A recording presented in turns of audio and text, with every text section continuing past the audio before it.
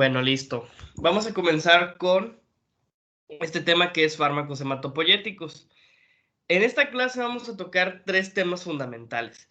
El primero, el uso principal del hierro.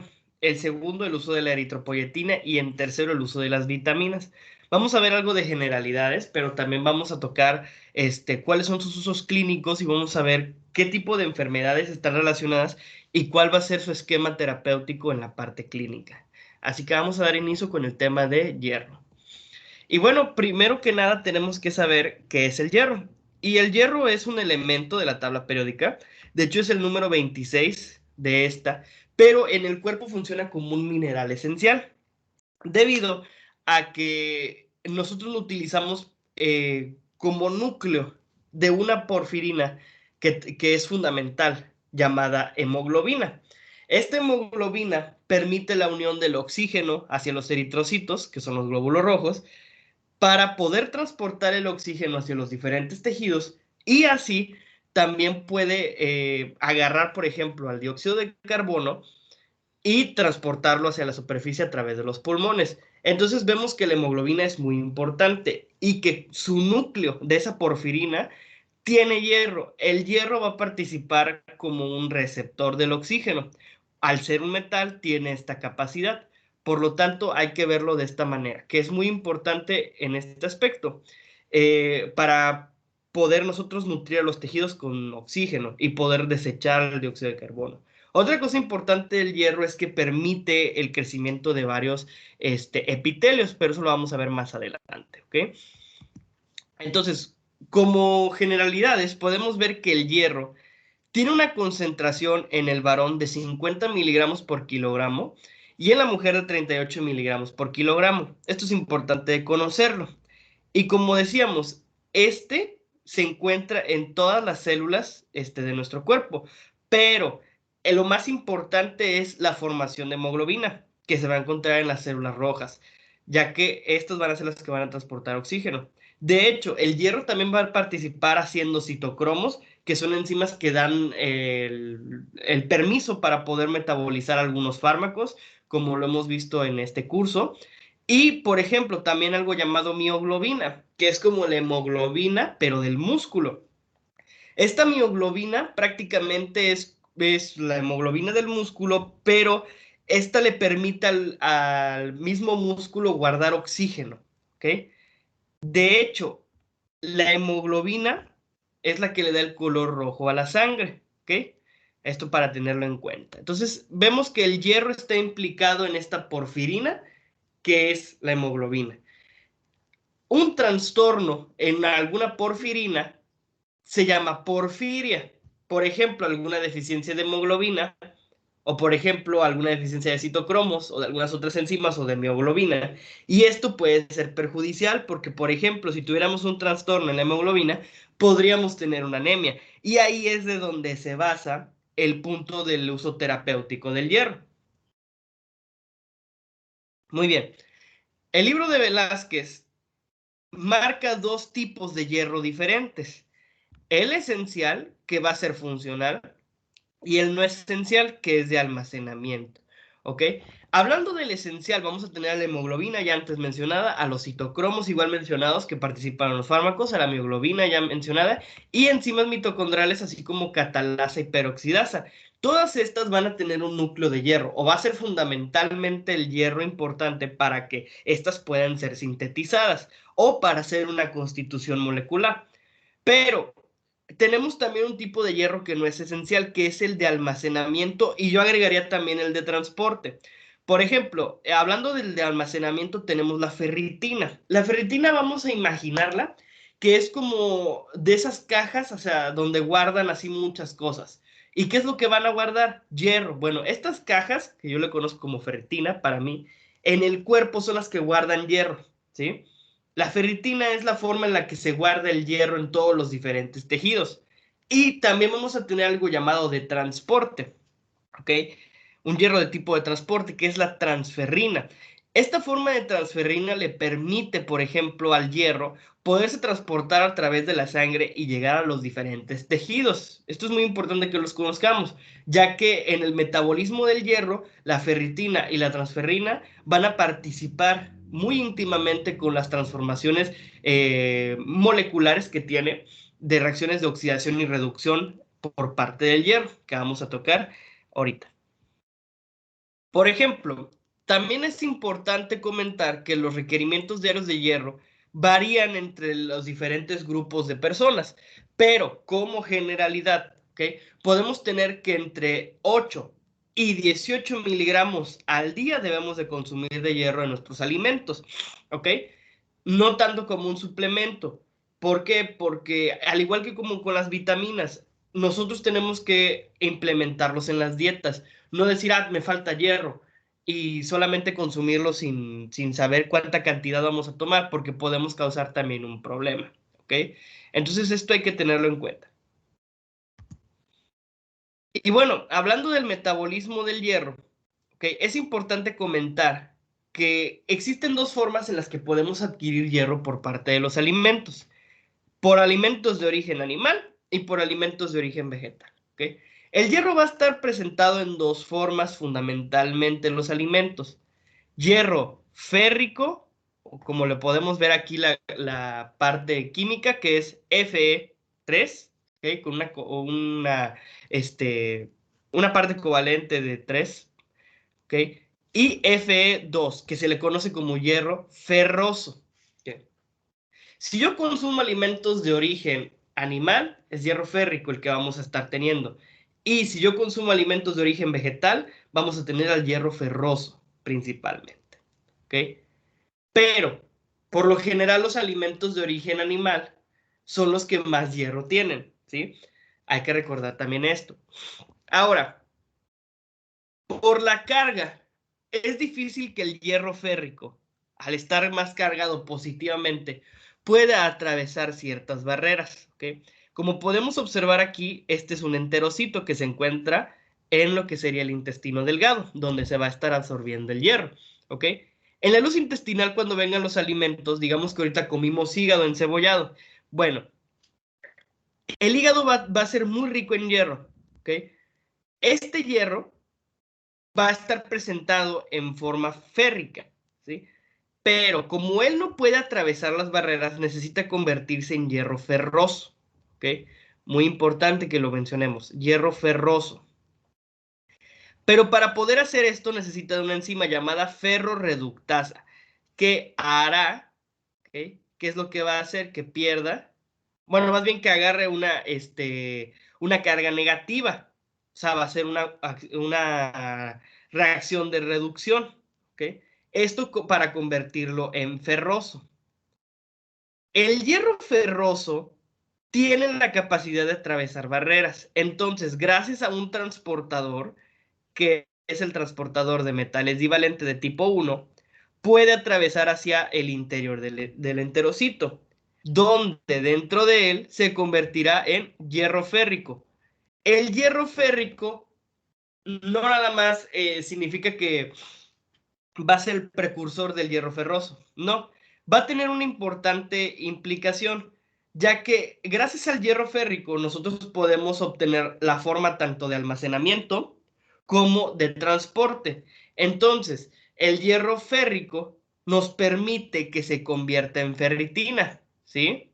Para que si nosotros tenemos una buena cantidad de hierro en nuestro organismo, podamos reservarlo, ¿ok?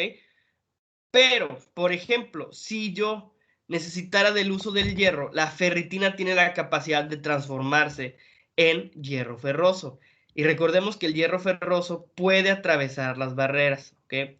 Por ejemplo, para salir del eritrocito hacia irse al plasma, si tuviéramos un requerimiento de hierro, lo hace mediante la hepcidina, ¿ok?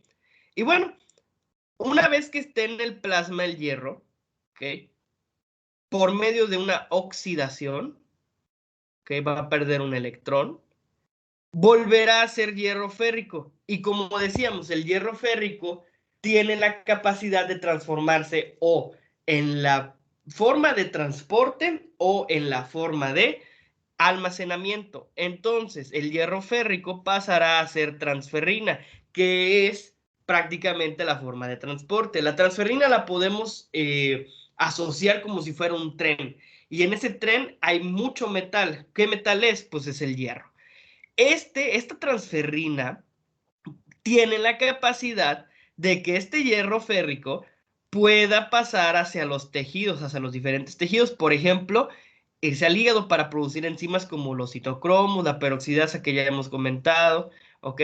Ir a la médula ósea para poder sintetizar hemoglobina para después que posteriormente se utilice con los eritrocitos, o guardarse en los diferentes tejidos, como por ejemplo el hígado, ¿ok? Y diferentes otros en forma de ferritina, ¿sí? También tenemos un proceso en el que si es necesario, ¿ok? Por parte del cuerpo, que los diferentes tejidos necesiten de hierro, la ferritina que está acumulada en los tejidos se utiliza hacia la médula ósea, llamado rofiocitosis, ¿ok? Y prácticamente todo esto es el metabolismo del hierro. Comenzamos desde la alimentación hasta cómo se distribuye hacia los tejidos, ¿ok? Prácticamente eso es lo que sucede. Y bueno, nosotros también tenemos que conocer, si vamos a hablar de qué terapéuticas podemos aplicar con el hierro, la principal, ¿ok? La principal enfermedad que se asocia a la deficiencia de hierro, que es la anemia, ¿ok?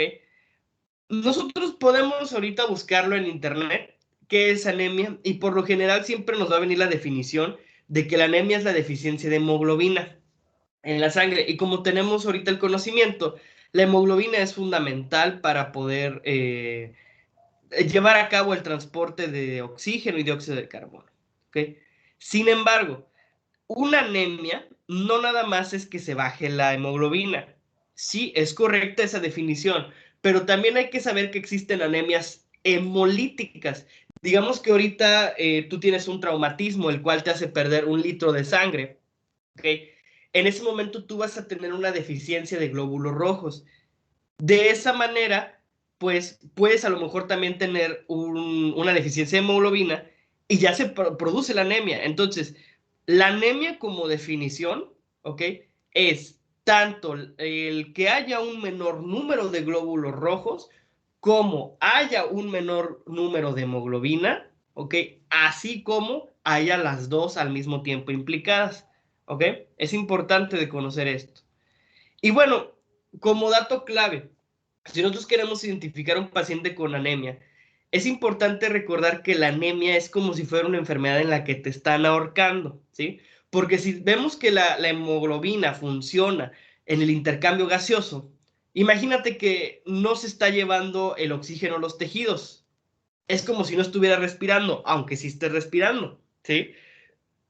Entonces, algunos síntomas van a venir como la fatiga, la debilidad, piel pálida o amarillenta, latidos de corazón irregulares, por ejemplo, porque el corazón sabe que no se está aprovechando el oxígeno, entonces su respuesta fisiológica es decir, bueno, vamos a bombear más sangre, dificultad para respirar por lo mismo, mareos y aturdimiento, dolor de pecho, manos y pies fríos porque no está llegando suficiente oxígeno para nutrir sus tejidos y dolores de cabeza. Entonces, vemos que la anemia es como si fuera una enfermedad en la que te están ahorcando o estás perdiendo oxígeno, ¿sí? Aunque a lo mejor no tengas esa dificultad para respirar, pero tan marcada, ¿ok? Entonces, bueno, vemos a un paciente que tiene anemia, por ejemplo, vemos deficiencia de glóbulos rojos y aquí vemos una sangre normal. Y ahorita tocaremos cómo sabemos si un paciente tiene anemia, ¿sí? Y para esto, nosotros tenemos que aplicar un conocimiento muy importante, que es el estudio de una biometría hemática. Cuando nosotros sospechemos que un paciente tiene anemia, debemos de mandarle a hacer una biometría hemática. Así como, por ejemplo, también podríamos pedir un estudio de ferritina y un estudio de hierro sérico. Pero realmente la biometría va a ser la más importante, ¿sí? Ya que entre sus parámetros va a medir a los glóbulos rojos, glóbulos blancos y plaquetas, ¿sí? Y nos va a importar la serie roja. ¿Y qué es lo que va a estudiar la serie roja? Bueno, principalmente los hematíes, que son los eritrocitos. ¿Cuántos hay? La hemoglobina, ¿ok? ¿Cuánta cantidad de hemoglobina hay? El hematocrito, ¿ok? Relación entre mi sangre, que está compuesta de elementos formes y del agua, electrolitos, glucosa, etcétera. ¿Qué tanto hay? El volumen corpuscular medio, ¿sí? ¿Qué tan grande, qué tan chiquito es el eritrocito? Hemoglobina corpuscular media, ¿ok? ¿Qué tanta hemoglobina hay? O sea, por eritrocito. Concentración corpuscular de hemoglobina media. ¿Qué significa esto? ¿Cuánta hemoglobina hay dentro del eritrocito? ¿Sí? RDW, que es distribución eritrocitaria, ¿ok? Esta distribución me sirve para saber qué tan juntitos están los eritrocitos y qué tan separados están, ¿ok? Y reticulocitos, súper importantes porque son un marcador importante para saber si nuestra terapia de hierro está funcionando, así como alteraciones como por ejemplo esferocitos, dacriocitos, estomatocitos y diferentes células que vamos a estar comentando a lo largo de la presentación, ¿ok? Entonces vamos a empezar a ver qué se estudia en la serie roja, ¿ok? Porque a la anemia nosotros le tenemos que decir, es anemia y tiene sus apellidos, ¿ok? Y bueno, principalmente, el número de eritrocitos es de 5.5 millones por milímetro cúbico, ¿ok? Hablando de hombres. Puede ir en un valor entre 4.7 y 6.1, ¿sí? Y hablando de mujeres es de 4.8 millones por milímetro cúbico. 4.2 a 5.4 puede estar el valor normal. ¿Qué significa esto? Vamos a imaginarnos un cubo, ¿ok? Y este cubo mide 1 milímetro. Bueno, en ese cubo de 1 milímetro tienen que caber 5.5 millones si eres hombre, ¿sí? Es lo normal. Ahora, no siempre vamos a ver esto como regla general, ya que existen otras condiciones como el vivir en un lugar con playa a nivel del mar o vivir en un lugar con montañas, que nos pueden hacer que se cambie este valor. Si vives en un lugar con playa puede que esté un poco normal o puede que esté más bajo, pero a nivel, cuando hay más altura tiende a subir el valor de los eritrocitos, ¿sí? Esto es importante recordarlo. Así que no siempre es este valor el que se tiene que seguir, sino más bien lo que marque como referencia el laboratorio. ¿Ok? Y bueno, la hemoglobina, importantísima, ya la hemos estado comentando. En hombres es de 16 más menos 2 gramos sobre decilitro, que va entre 14 y 18, y en mujeres de 14 más menos 2 gramos sobre decilitro, que va entre 12 y 16. Recordemos que no porque haya una baja de anemia, perdón, no porque haya una baja de hemoglobina, va a ser anemia, ¿sí? También, si hay un bajo nivel de eritrocitos, pero hay un buen nivel de hemoglobina, ¿ok? Es anemia, ¿sí? Esto es importante de recalcarlo. El hematocrito, ¿ok? ¿Qué es el hematocrito? En resumen, nuestra sangre está compuesta de elementos formes que son eritrocitos, glóbulos blancos y plaquetas, ¿sí? Son los elementos formes y tienen una matriz extracelular que es el agua, los electrolitos, llamado plasma, ¿ok? O suero. La diferencia entre plasma y suero es que el plasma tiene una combinación con coagulante, como por ejemplo si tomáramos este estudio que se hace en tubo lila, el tubo lila contiene un anticoagulante llamado EDTA. Desde ese momento el suero pasa a ser plasma, ¿sí? Si yo lo tomara en un tubo rojo que no tiene coagulante, pues ya se convierte en suero completamente, ¿ok? El plasma es la asociación de nuestra matriz extracelular, ¿ok? En la que nada esta sangre, pero con un anticoagulante, ¿ok? El hematocrito, como lo estamos viendo aquí, eh, en hombres es de 47% y en mujeres de 42%. Prácticamente en porcentaje nos dice qué tanta sangre tengo, ¿sí? Qué tantos elementos formes tengo, ¿sí? Una deficiencia, pues podría marcarnos anemia, ¿sí? Es importante comentarlo. Pero ahora, nosotros ya vimos que el paciente, por ejemplo, tiene su valor normal de eritrocitos, que hay unos 4.5, vamos a ponerlo. Y vemos que su problema sí es con la hemoglobina. No sé, probablemente tenga alguna deficiencia o algo hereditario. Pero ahora, ya que decimos que es anemia, hay que ponerle el apellido. Hay que decir cómo son los eritrocitos, ¿sí? Y para esto utilizamos este estudio llamado volumen corpuscular medio, ¿sí? El volumen corpuscular medio se mide de 80 a 100 femtolitros y esta es la fórmula para calcularlo. Realmente esta fórmula solo aplica cuando tú utilizas una cámara de Neubauer, por ejemplo, para contar los eritrocitos y utilizas también un tubo de Winthrop para poder hacer el hematocrito manual. Es más tardado, realmente esto ya te lo da la máquina, por lo tanto, realmente esta fórmula no la utilizamos, pero es correcto tenerla aquí. Si nosotros tuviéramos un valor arriba de 100 femtolitros, podemos hablar de una anemia macrocítica, ¿sí? Si tenemos un valor normal del volumen corpuscular medio de 80 a 100 femtolitros, hablamos de una anemia normocítica. Y si tenemos un valor menor a 80 femtolitros, tenemos una anemia microcítica, ¿ok? En estas imágenes podemos verlo, voy a cambiar la diapositiva para que se vean más claras, ¿sí? Podemos ver cómo la anemia macrocítica presenta un eritrocito que recordemos que es nuestra como célula base, que mide 8 micrómetros, y pues está más agrandada, ¿ok? Como podemos ver. Aquí vemos una microcítica, vean la diferencia entre estos eritrocitos con los otros, cómo están más pequeños. Y aquí podemos ver al eritrocito normalmente, ¿ok? Diferentes causas pueden tener, ¿ok? Sobre todo la microcítica. La microcítica se puede asociar mucho a parasitosis, ¿ok? Así como talasemias. Muy bien. Ahora que conocemos uno de los apellidos, ya sabemos que el paciente, por ejemplo, tiene 4.5 de eritrocitos y tiene una deficiencia de hemoglobina, no sé, un 10 de hemoglobina. Entonces decimos que es una anemia, ¿sí? Y vemos que su volumen corpuscular medio es de 60, entonces decimos que es una anemia microcítica. Pero ahora hay que decir también cómo viene vestida, ¿ok? ¿A qué me refiero con cómo viene vestida? Su apariencia, ¿sí? Y con esto podemos utilizar un estudio muy importante que es la hemoglobina corpuscular media. Esta nos permite saber cómo está la hemoglobina en los eritrocitos, ¿sí? Si están muy cargados de hemoglobina, pues entonces van a estar más fuerte su color, ¿ok? O si están menos cargadas de hemoglobina, ¿sí? Que lógico, pues si hay menos hemoglobina en la sangre, pues puede ser asociado a que sea una anemia hipocrómica o hipercrómica. Cromos es de color, ¿sí?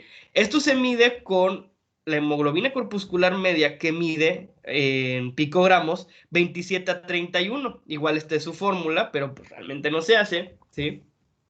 Y pues vamos a poner otra vez el caso, el paciente de 4.5 de eritrocitos, hemoglobina de 10, tenemos una anemia muy clara, tenemos un 60 femtolitros de volumen corpuscular medio y vamos a poner 15 picogramos de hemoglobina corpuscular media. Entonces ya le pusimos todo el nombre a la anemia. Es una anemia microcítica hipocrómica, ¿ok? Entonces ya tenemos ahí una base para saber a qué es lo que vamos a tener, ¿sí? Ahora, también tenemos otro estudio, ¿okay? Que es la concentración corpuscular media de hemoglobina. Esta nos permite saber cuánta hemoglobina hay por eritrocito, ¿sí? Y este se mide de 32 a 36 gramos sobre decilitro, ¿sí? Algunas alteraciones pueden asociarse, por ejemplo, a esferocitosis, por ejemplo, hemoglobinopatías, ¿sí? Es muy importante también este estudio, pero con estos dos anteriores nosotros ya le pusimos el nombre a la anemia, ¿sí? Ahora, la amplitud de distribución eritrocitaria, ¿sí? Que es el RDW. Como podemos ver, su valor es entre 13 más menos 2%, 11 a 15, ¿sí? ¿Qué nos permite saber? ¿Qué tan juntos están los eritrocitos o qué tan separados están? ¿Okay? Porque, por ejemplo, si los tenemos muy separados, pues entonces estamos viendo que hay una deficiencia de eritrocitos también, ¿sí? Y tenemos otro valor que es el de los reticulocitos. Los reticulocitos se hacen mediante un conteo. Se utiliza azul de metileno con unas gotas de sangre y pues se ven. El reticulocito es como hablar del médico interno de pregrado. Todavía no es doctor, pero ya terminó medicina. Es el que está antes de que se forme el eritrocito, ¿ok? Sin embargo, ¿cuál es la importancia de esto? Digamos que yo tengo una anemia, ya lo traté al paciente y veo que no mejora su cuadro. Entonces ahí ya podemos sospechar de un problema de médula ósea, ¿ok? ¿Por qué? Porque la médula ósea no está sacando reticulocitos, no está sacando eritrocitos nuevos, ¿sí? Ahí ya tenemos un problema de médula ósea. Pero si yo veo que si suben los reticulocitos, entonces el problema no es de médula ósea. Tal vez este paciente tuvo alguna hemorragia importante. O, por ejemplo, tuvo un déficit nutricional muy fuerte que hizo que bajara esta hemoglobina, ¿sí? Ahora, podemos también tener el reporte de laboratorio de alteraciones en su tamaño, en su forma o en la coloración. Esto es importante también comentarlo, ya que tenemos diferentes formas morfológicas que tienen estos eritrocitos. Ejemplo, podemos verlo implicado también, que haya una anemia por una alteración de un eritrocito, como lo que es la anemia sideroblástica, que es la que se presenta con estos eritrocitos en forma de luna llena. Bueno, no de luna llena, sino de luna como, de media luna, ¿ok? Y lo podemos ver en la siguiente diapositiva. ¿Ok?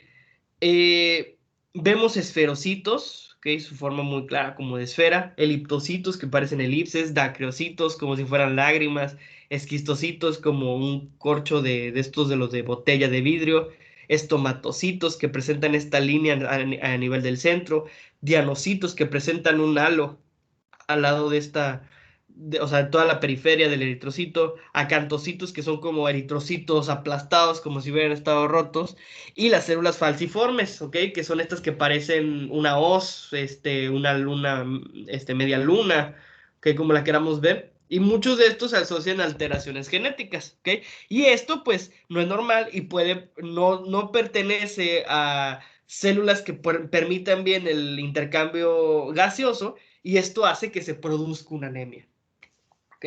Entonces, para que lo tengamos en cuenta también. Ahora, la anemia la podemos clasificar también de otras formas, como de grado 1, grado 2, grado 3 y grado 4, ¿ok?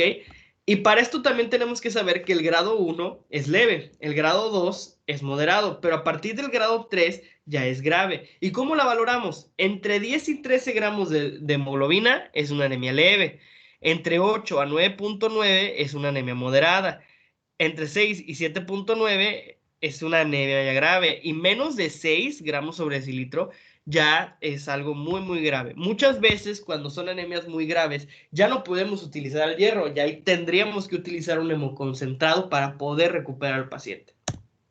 ¿Ok? Hablamos también ya de las anemias no regenerativas o regenerativas, que estas dependen de los reticulocitos, ¿ok? Por ejemplo, si tuviéramos lupus, puede ser que tengamos un problema que esté atacando también a la médula y haga que no se puedan sintetizar nuevas células rojas, ¿ok?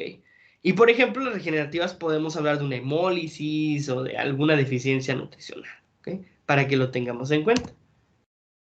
Ya también habíamos hablado de si está chiquito, de si está normal, de si está grandote, de si está muy colorado, de si está colorado normal o si está muy colorada, ¿ok? Ya con esto le podemos poner el nombre, ¿sí? Y pues una vez sabiendo qué es la anemia, ¿cómo podemos decir cuáles son los tipos de anemia? Ya podemos ver que entonces su tratamiento de una anemia, pues, que no sale del grado 2, ¿ok? Vamos a ponerlo en este ejemplo, ya puede ir con una terapéutica de hierro, ¿ok? Y el hierro, ¿qué acciones farmacológicas tiene? Bueno, pues tiene una acción antianémica, tiene una acción trófica para los epitelios, que para que crezcan los epitelios, y puede normalizar el lactato en deportistas ferropénicos, pero la más importante es la acción antianémica y la vemos implicada al día en la parte clínica, ¿ok? Bueno, ¿qué indicaciones terapéuticas tenemos del hierro? Pues principalmente la anemia, ¿ok? Lo podemos dar como forma profiláctica en el embarazo, porque muchas veces las embarazadas pueden presentar anemia, ¿ok? Y también lo podemos dar en individuos con deficiencia de folato o vitamina B12, ¿sí? Esto es importante conocerlo porque también estas vitaminas participan en la síntesis de los glóbulos rojos. Entonces, una deficiencia de esto y de hierro, pues trae mayor problema. Ahora, ¿qué preparados tenemos? Bueno, por lo general hay que administrar de 150 a 200 miligramos por día, ¿ok? Y de 3 miligramos por kilogramo en el niño, repartido de 1 a 3 horas. Pero de todos los fármacos que tenemos por vía oral, el sulfato ferroso es el más utilizado, que con 100 miligramos nos aporta de 150 a 200 miligramos de hierro necesarios por día, ¿ok?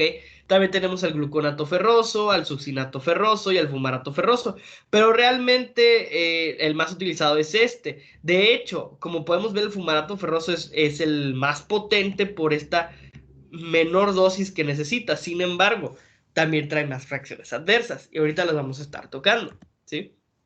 Ahora, es importante que tengamos unas indicaciones para cómo consumir el hierro. ¿Qué le tenemos que decir al paciente de cómo debe tomar el hierro? Bueno, principalmente tenemos que hablar que el estómago tiene que estar vacío, ¿ok? Podemos administrarla con ácido ascórbico, que es de preferencia, que es la vitamina C, ¿ok? Y la lactoferrina, así como el pH ácido, van a permitir que se absorba mejor el hierro, ¿sí? Por esto la importancia de que esté el estómago vacío, que esté en ayuno, ¿ok? Ahora, la fibra, antiácidos, fitatos y fosfatos van a disminuir esta absorción, ya que todo esto puede hacer alcalino el pH, entonces ya ahí vamos a tener una menor absorción del hierro, ¿sí? Ahora, para evitar problemas gastrointestinales se deben administrar dosis de 60 miligramos de hierro elemental según lo va a recomendar la OMS. Y esto nos lo vamos a dar cuenta dependiendo de cuánto aporte cada uno de los fármacos, ¿sí? Ahora, es importante saber que si yo tengo, ¿ok? Una deficiencia de hierro, siempre va a responder al hierro, ¿ok? Si yo doy hierro, tienen que subir los valores. Si no, entonces ya vemos ahí un problema, ¿ok? Ya vemos ahí un problema que implica a la médula ósea, que implica a la hematopoiesis. Entonces ahí ya vemos algo muy diferente. También puede ir asociada con vitamina B12, puede ir asociada con vitamina B6, con folatos, ¿ok? Entonces, malabsorción de hierro, tenemos que saber que el hierro, si nosotros lo damos, tiene que restaurarlo, ¿ok? Es muy importante. Entonces, si vemos que no lo restaura, entonces hay un problema mayor, ¿sí? Ahora, una vez que nosotros demos un tratamiento, es muy importante que hagamos todavía estudios, ¿sí? Biometrías, por ejemplo, cada 4 o 6 meses estarlas haciendo y que nosotros paremos la terapéutica de hierro cuando las concentraciones de ferritina sean superiores a 50 picogramos por litro, ¿ok? Es importante comentar. Ahora, ¿qué contraindicaciones tiene la ferroterapia? Bueno, vamos a recordar que el estómago por lo general necesita estar vacío, que lo tenemos que combinar con ácido. Entonces, pues esto también le afecta a la celularidad del epitelio del estómago, ¿sí? Porque por más que aguanten el ácido clorhídrico y los diferentes ácidos que están ahí, pues esto también puede comprometer a esta barrera mucosa que nos permite que no dañe el ácido a las células, ¿ok? Pero si vemos algunas enfermedades inflamatorias, úlceras activas y gastritis van a ser contraindicados para esta terapéutica con hierro, ¿sí? Es importante que no lo demos porque podemos dañar al estómago, ¿sí? Y no hay que combinarlo con un paciente que tenga alguna úlcera por Helicobacter pylori, porque recordemos que Helicobacter pylori ahí vive, ¿sí? Vive en el estómago. Y si vive en el estómago, pues realmente si tú le empiezas a volver más ácido el ambiente, él tiene más ventaja sobre las células y puede perforar, ¿ok? Más y puede formarnos una úlcera. Así que hay que tener cuidado, ¿ok? Sin embargo, ¿qué pasa cuando la vía oral no puede darse? Por ejemplo, el paciente no lo está absorbiendo, no funcionó la terapéutica con vía oral, tenemos a un niño que no le gusta tomarse las pastillas, diferentes situaciones que podemos marcar. Bueno, tenemos concentrados por vías parenterales, ¿ok? Que son de vía intramuscular, como el hierro dextrano, el hierro sorbitol, el hierro polimaltosa, el gluconato del hierro, el hierro sacarosa, el óxido de hierro y la desfirona. Pero realmente el hierro dextrano es el que más problemas trae. El mejor es el hierro polimaltosa, ¿sí? El hierro dextrano es el que más reacciones adversas trae. Por lo tanto, de vía parenteral, el que más se utiliza es el hierro polimaltosa, ¿sí? Y aquí lo vemos. Algunos de sus efectos secundarios y toxicidad que tiene la terapia del hierro es que podemos tener molestias gastrointestinales como estreñimiento, náuseas, vómitos, dolor, flebitis por vía intravenosa, hipertensión, mareos y episodios tromboembólicos. De hecho, es importante también recalcar que si nosotros administramos el hierro por vía parenteral, puede que dejemos moretoneada la zona glútea del paciente, ¿sí? Puede que formemos un moretón muy grande que puede verse muy visible y que puede también ser molesto para el paciente, puede dolerle. Entonces hay que avisar también esto, ¿sí? Ahora, ya sabíamos que el hierro extraño es el que más efectos secundarios trae, Pero el miedo que más te debemos de tenerle a esto, ¿ok? Es la alergia y la anafilaxia al hierro, ¿ok? ¿Por qué? Porque vamos a suponer que tenemos un paciente que tiene una anemia y que tiene un problema muy severo. Una anemia de grado 2, por ejemplo. Ya casi pasando a grado 3. Y vemos que los fármacos le causan reacción de anafilaxia. No se los puede tomar. Pues entonces ya tenemos dos problemas. Uno, la anafilaxia tal vez pueda comprometer la vida del paciente. Digo, esto sí es algo muy fuerte. Y aparte, no vamos a poderle dar la terapéutica, porque lo vamos a tratar. Entonces tendríamos que ya hablar de hemoconcentrados, ¿sí? Y ahí es otro problema más difícil, porque si no hay pacientes que donen sangre, etcétera, y nos vamos haciendo una maraña de cosas. Por lo tanto, el miedo más así fuerte es que no acepte el hierro, ¿sí? Y bueno, también tenemos el uso de la eritropoyetina. Muchos hemos escuchado que los deportistas, por ejemplo, se drogan con eritropoyetina y vemos que después les quitan sus títulos. Por ejemplo, Lance Armstrong, el que participó en el Tour de Francia y que fue multiganador, después aceptó que utilizó eritropoyetina.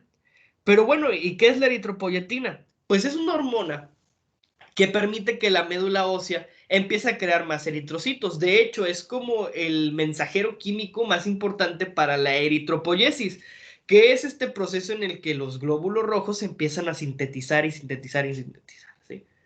Ahora, ¿qué uso le podemos dar farmacológicamente? Porque no es para los deportistas que hagan trampa, no. Realmente nosotros tenemos un uso muy importante de la eritropoyetina a nivel de la clínica, pero que no es para todos los pacientes, ¿sí? Fíjense que la eritropoyetina es una glucoproteína como tal, de 165 aminoácidos, que tiene 4 cadenas de carbohidratos ricos en ácido ciálico.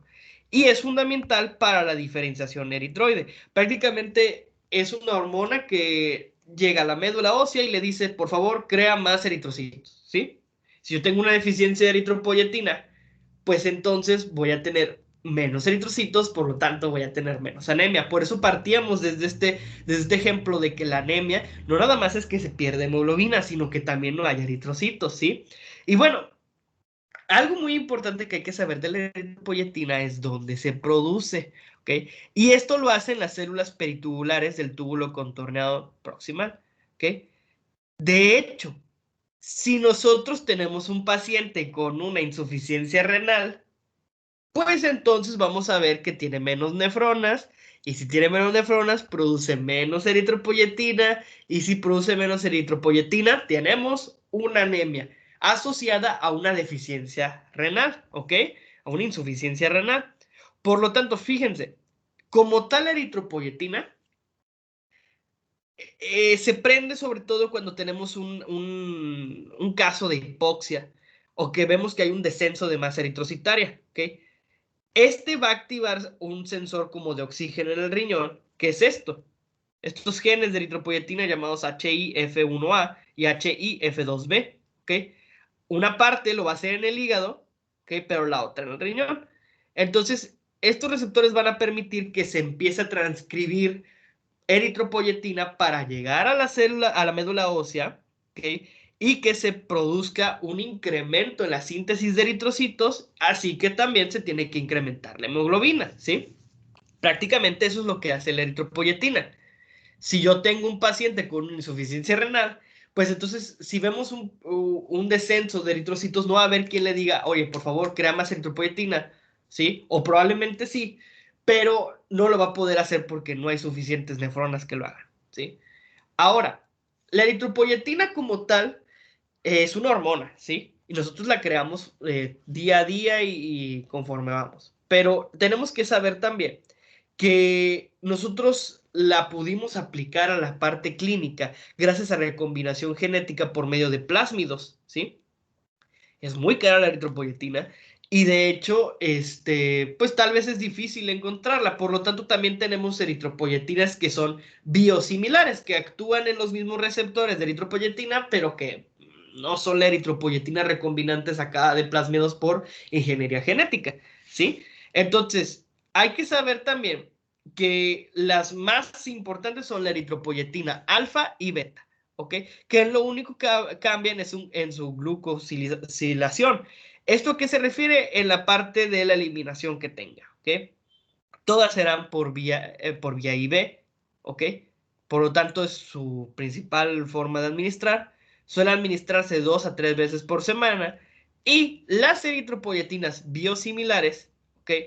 Van a ser las que van a, por ejemplo, si no tenemos la eritropoyetina ya a la mano, nos pueden ayudar, ¿sí? Nada más que tenemos que ver qué tipo de glucosilización tienen, qué pH tienen, etcétera. Son cosas que difieren un poco de la eritropoyetina, pero que igual se pueden utilizar, ¿sí? Son partes técnicas para su farmacovigilancia. ¿Qué tipos tenemos? Por ejemplo, la más conocida y la más importante es la darbepoetina alfa, que es la que más implanta, de hecho, y presenta mayor residuos siálicos, ¿ok? Que prolongan su semivida. Esto le permite que se administre entre 1 a 3 semanas, ¿sí? Darbepoetina alfa, así como la eritropoyetina recombinante alfa. Son como que lo más utilizado en el aspecto de eritropoyetinas. ¿Ok? También tenemos la P-sirofotina, que con mayor semivida tiene un uso muy específico. También tenemos péptidos que no presentan homología con eritropoyetina, pero que pueden estimular al receptor, como lo que es la peginesatida, ¿ok? Pero esta tiene reacciones alérgicas muy graves, entonces lo podemos descartar, así como algunos episodios cardiovasculares y nefropatías en pacientes no sometidos a diálisis, ¿sí? Y pues el activador continuo del receptor de la eritropoyetina, ¿ok? Lo que sería el LERA, de estas sustancias puede utilizarse cada 2 a 4 semanas, siendo por IV o por vía subcutánea. Por lo tanto, hay que estarlo administrando de esta manera, ¿sí? Entonces vemos cómo la darbepoetina y las eritropoyetinas recombinantes son las más utilizadas, ¿sí? Ahora, ¿cuáles son sus indicaciones terapéuticas? Si yo tengo un paciente con una insuficiencia renal crónica, ¿ok? Que presente una anemia que no sea, por ejemplo, por una deficiencia celular o que no sea por una mala absorción de hierro, que yo veo que realmente su problema es porque sus riñones están muy mal y ya no puede estar creando eritropoyetina. Yo, para quitarle esa anemia, le puedo dar como terapéutica, ¿ok? Le puedo dar como terapéutica precisamente la eritropoyetina, ¿sí? Entonces, no podemos darla cuando el problema es porque no consume hierro, sino porque el riñón no le está mandando a la eritropoyetina suficiente a la médula ósea para poder sintetizar glóbulos rojos. Muy importante. También, por ejemplo, si tuviéramos un paciente así súper severo, grado 4, puede que se dé, ¿ok? Pero recordemos que, ¿qué tal si esa anemia grado 4 es por un problema en la médula ósea? ¿Sí? Entonces ahí ya tenemos otro problema, ¿ok? Por eso es que se suele dar hemoconcentrados. La eritropoyetina se usa única y exclusivamente cuando tenemos una insuficiencia renal crónica, que el problema es porque el riñón no le está aventando eritropoyetina a la médula ósea, ¿sí? Y bueno, un tratamiento con hierro suele recomendarse antes de la eritropoyetina en pacientes que tengan valores de ferritina inferiores a los 500 picogramos sobre litro, ¿ok? El tratamiento con eritropoyetina suele comenzarse con niveles de hemoglobina entre 9 y 10, ¿sí? Pero cuando lleguen entre 11 y 15 ya hay que dejarlo porque podemos tener un riesgo de enfermedad tromboembólica e hipertensión. Por lo tanto, una vez que se llegue a los 11, 12 de hemoglobina, ya debemos de continuar terapia con hierro, ¿sí? Bueno, ¿qué otros usos podemos tener de la eritropoyetina? ¿Ok? Un trasplante de médula ósea, ¿ok? Pacientes con síndrome mielodisplásico de bajo riesgo, pacientes con anemia que presentan SIDA o son tratados con sidobudina o enfermedades inflamatorias crónicas como artritis reumatoide o transfusiones prequirúrgicas, pacientes con cáncer que presentan anemia, y pues el libro de Velázquez también habla de los deportistas, pero realmente esto está penado. Está penado que los deportistas utilicen eritropoyetina, ya que pues es trampa al final del día. ¿Ok? Entonces no se debe utilizar en deportistas. ¿Ok? ¿Y qué efectos puede tener? Bueno, pues realmente los más importantes son una presión elevada, una hipertensión, tromboembolismo y convulsiones. ¿Ok? Y bueno, vamos a dejar esta clase hasta el momento para hablar de las vitaminas a fondo. La clase que sigue vamos a hablar de las vitaminas y pues espero les haya gustado. Muchas gracias por su atención.